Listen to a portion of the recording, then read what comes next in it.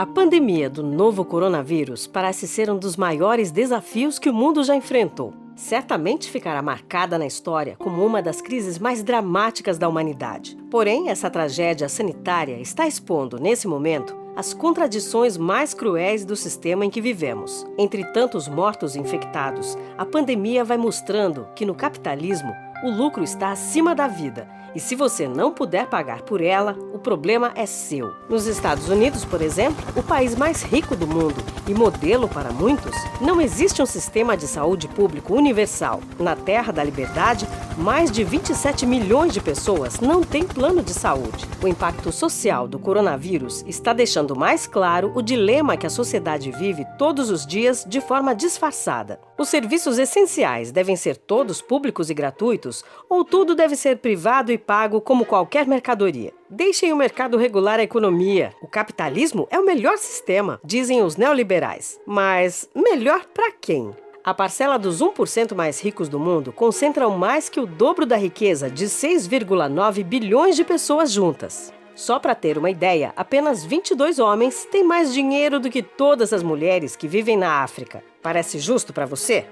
No capitalismo, os trabalhadores produzem uma enorme riqueza, mas a maior parte dela fica concentrada nas mãos de um punhado de bilionários. Agora, imagine se tudo isso fosse revertido para financiar serviços públicos e garantir vida digna a todos. Seria bem melhor, não acha? Com certeza, no mínimo, estaríamos preparados para enfrentar pandemias como essa do novo coronavírus. Mas no capitalismo não é assim. Em tempos de crise econômica, os governos, grandes empresários e a mídia repetem ainda mais que o serviço público é um gasto ineficiente para a sociedade, que o certo mesmo é privatizar tudo e que só a iniciativa privada faz tudo funcionar. O que eles não dizem é que, com a privatização, os empresários ficam mais ricos, porque lucram com os que antes eram serviços públicos. E os trabalhadores ficam mais pobres, porque vão ter que pagar por aquilo que antes eram direitos. Na cabeça dos capitalistas, o serviço público é ineficiente, porque não serve ao lucro que eles adorariam ter.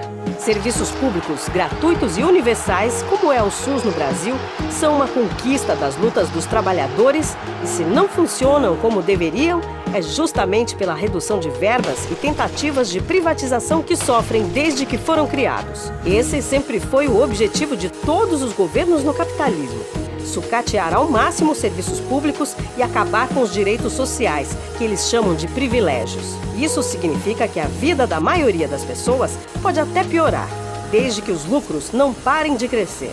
Com Bolsonaro não é diferente e, por isso, o governo está travando uma guerra social contra os trabalhadores e os serviços públicos.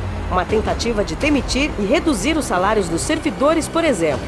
Vem sendo assim desde os governos anteriores, mas piorou com a aprovação do teto de gastos, das reformas da Previdência e Trabalhista e agora com a proposta de reforma administrativa. Em vários países do mundo, a retirada de direitos sociais e trabalhistas, junto com a ausência de serviços públicos fortes, deixou os trabalhadores e o povo pobre ainda mais vulneráveis às consequências da pandemia. Assim, os defensores do capitalismo escolhem abandonar as pessoas à própria sorte, com a desculpa esfarrapada de que a economia não pode parar. Aqui no Brasil, mesmo com orçamentos reduzidos e ataques dos governos, são os servidores públicos que estão lutando para salvar vidas nos hospitais, universidades, centros de pesquisa. Afinal, se depender da iniciativa privada, o destino do povo será o mesmo do jovem americano que morreu de Covid-19, depois que um hospital nos Estados Unidos se negou a atendê-lo, porque ele não tinha plano de saúde. A sociedade capitalista é incapaz de cuidar das novas vidas e de resolver os problemas mais urgentes da população.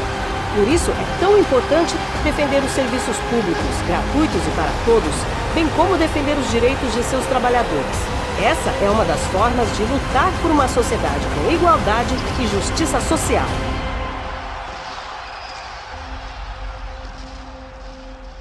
Sindicato dos Trabalhadores do Poder Judiciário Federal na Bahia.